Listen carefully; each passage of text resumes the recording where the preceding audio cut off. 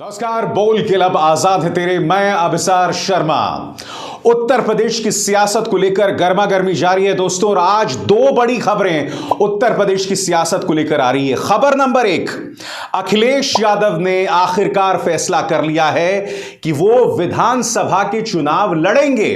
अब आप कहेंगे भाई उनकी पार्टी तो लड़ ही रही है, मतलब अखिलेश यादव विधानसभा सीट चुनेंगे और चुनाव लड़ेंगे। और दूसरी बात, यह तस्वीर आपकी स्क्रीन पर आप इस वीडियो में देख सकते हैं कि मुलायम सिंह यादव के जो दूसरे बेटे हैं प्रतीक यादव, उनकी पत्नी अपर्णा बिष्ट यादव वो बीजेपी में शामिल हो गई हैं।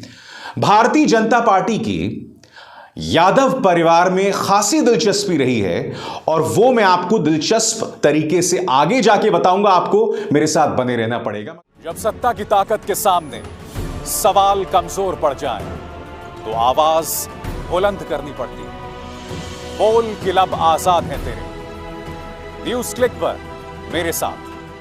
सबसे पहले दोस्तों, अखिलेश यादव आखिरकार चुनाव लड़ने को राजी हो गए हैं। अभी हम ये नहीं जानते कहां से चुनाव लड़ेंगे, मगर भारत समाचार की खबर क्या कह रही है आपके स्क्रीन पर। अखिलेश यादव विधानसभा चुनाव लड़ेंगे। समाजवादी पार्टी अध्यक्ष ने चुनाव लड़ने का ऐलान किया।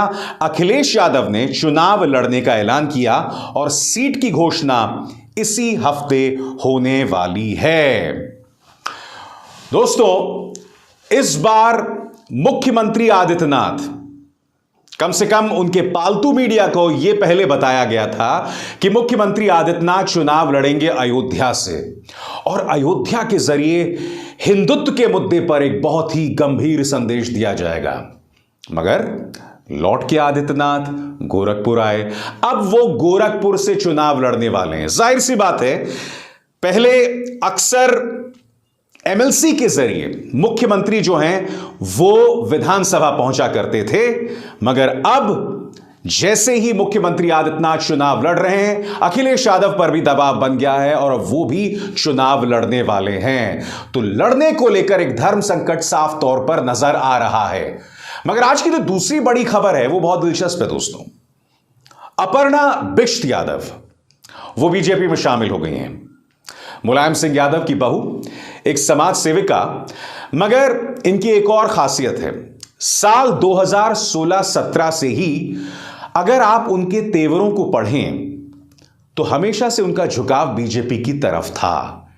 यह मैं नहीं कह रहा हूं। जब उन्हें शामिल किया गया था तो स्वयं deputy chief minister Keshav Prasad Maurya ने यही बात कही। सुनिए वो क्या कह रहे हैं। मुझे यह कहने में प्रसन्नता हो रही है कि निश्चित तौर से श्री मुलायम सिंह यादव जी की पुत्रवधू होने के बाद भी समय समय पर आपने जो अपना विचार आप सब मीडिया के मित्रों के माध्यम से रखा है, वह विचार सदैव से मुझे उनका भाजपाई लगता था कि वो भारतीय जनता पार्टी परिवार के लिए उपयुक्त एक मातृशक्ति के क्षेत्र में नेत्री हैं। बहुत दिनों से चर्चा के बाद आज उन्होंने यह फैसला लिया कि हम भारतीय जनता पार्टी परिवार का हिस्सा बनेंगे। यानी कि झुकाव पहले से था। मगर क्या अपर्णा बिष्ट यादव एक बहुत बड़ी नेता हैं जिससे यादव परिवार को एक बहुत बड़ा झटका लगा है?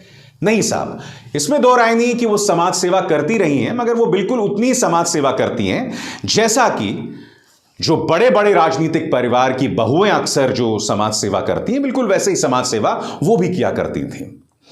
मगर आज मैं कुछ और कह रहा हूं। कार्यक्रम में मैंने आपको बतलाया कि आखिर बीजेपी की यादव परिवार में इतनी दिलचस्पी क्यों है, क्योंकि मैं दावे के साथ कह सकता हूं आने वाले दिनों में आप कुछ स्वर सुनने वाले हैं, कुछ आवाज सुनने वाले हैं। अखिलेश यादव पर हमला किया जाएगा और यह कहा जाएगा देखो इनका परिवार भी इनके साथ नहीं है।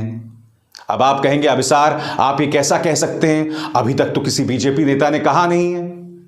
जी नहीं, भारतीय जनता पार्टी ने यादव परिवार पर हमला करने के लिए साम दाम दंड भेद ही नहीं बल्कि झूठ का सहारा भी लिया था। चौंक गए? याद दिलाऊं आज से 2-3 साल पहले की बात। अमित शाह एक भरी सभा में भाजपा के कार्यकर्ताओं को संबोधित कर रहे हैं और संबोधन में क्या कहते हैं जो मैं आपको सुनाने वाला हूं।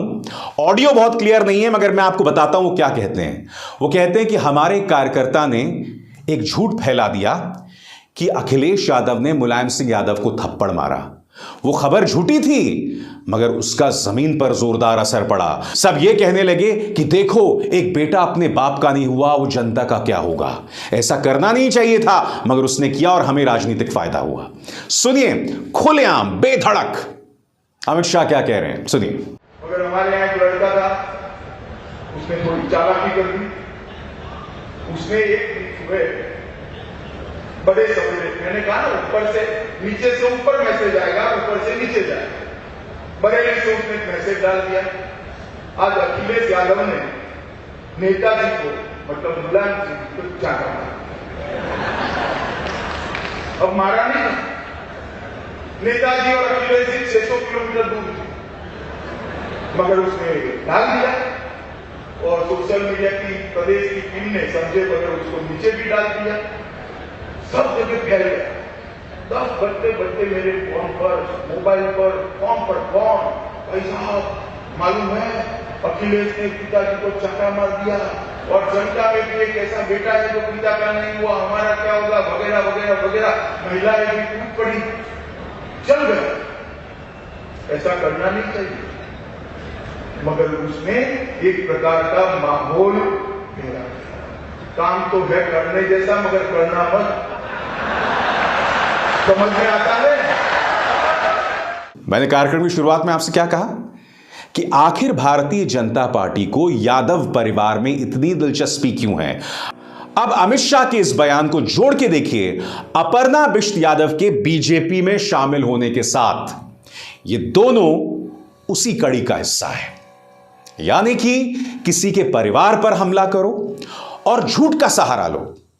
क्योंकि देखिए अगर आप किसी के परिवार पर हमला करते हैं ना तो जनता उसे पसंद नहीं करती है, मगर अगर आप इस तरह का झूठ फैलाते हैं कि देखो बेटे ने बाप को थप्पड़ मार दिया, कितनी गलत बात है, तो उसका असर जनता पर पड़ता है। और पूरे ब्रह्मांड में भारत एक ऐसा देश है दोस्तों जहां की जनता पर व्हाट्सएप के जरिए जो झूठ फैलाया जाता है उसका सबसे ज्यादा असर पड़ता है और अमित शाह इसका प्रमाण दे चुके हैं। भारतीय जनता पार्टी की स्ट्रैटेजी साफ तौर पर दिखाई दे रही है।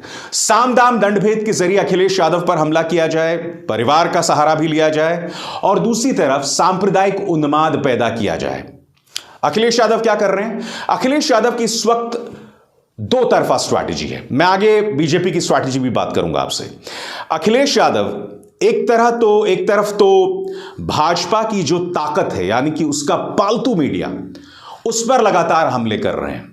और क्यों कर रहे हैं मैं आपको बताता हूं। आपकी स्क्रीन पर दोस्तों ये सर्वे देखिए। इस सर्वे में बताया जा रहा है 7 सर्वे हैं और इन 7 सर्वे में 6 सर्वेज में बीजेपी को बताया जा रहा है कि वो उत्तर प्रदेश में दोबारा आ रहे हैं।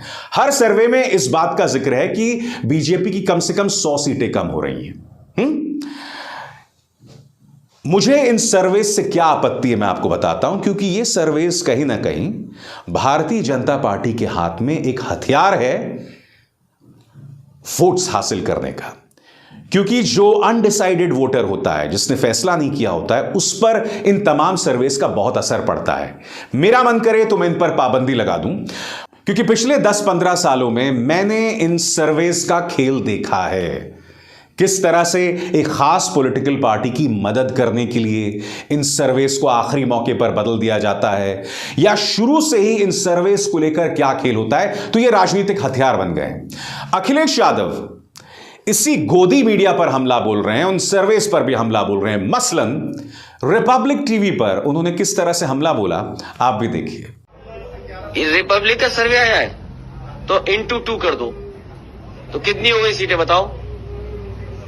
नहीं, अगर इंटू 2 किया कितनी थी हमारी, तो लगता है इंटू 3 करना पड़ेगा।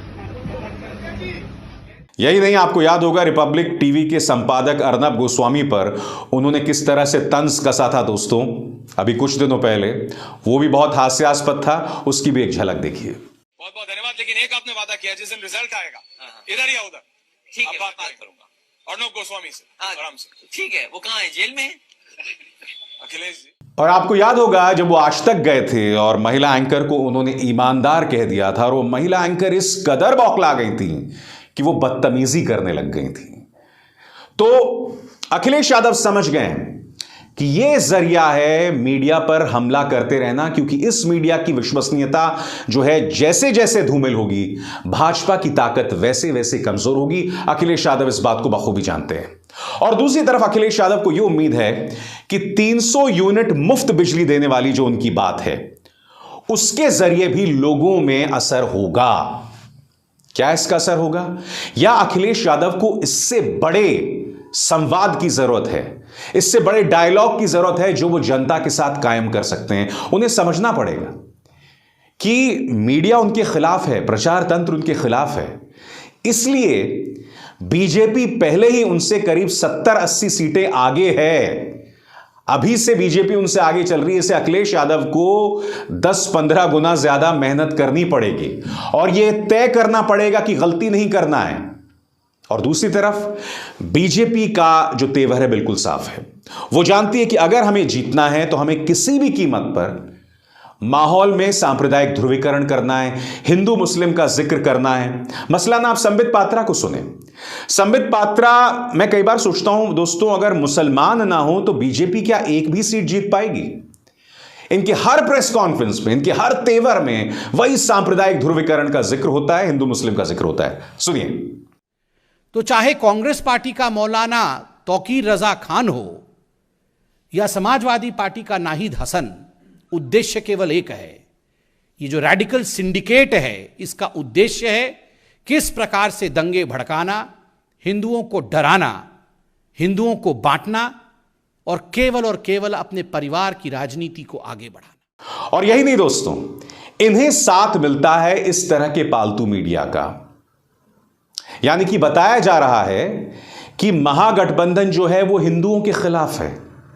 मैं मुकेश अंबानी साहब से पूछना चाहता हूं, जितना मैं आपको जानता हूं, मैं जानता हूं कि आप सांप्रदायिक उन्मादी नहीं हैं। अंग्रेजी में एक वर्ड होता है बिगट, आप वो नहीं हैं। मगर फिर आपका न्यूज चैनल इस तरह से जहर क्यों बोता है? और इस न्यूज चैनल से मैं पूछना चाहता हूं, जब स्वामी प्रसाद मौर्य या दारा सिंह चौहान या जो तमाम बड़े बड़े नेता शामिल होते हैं पिछड़ी जाति के, तो क्या आप उसको लेकर भाजपा को कटघरे में रखते हैं? कभी नहीं रखते हैं।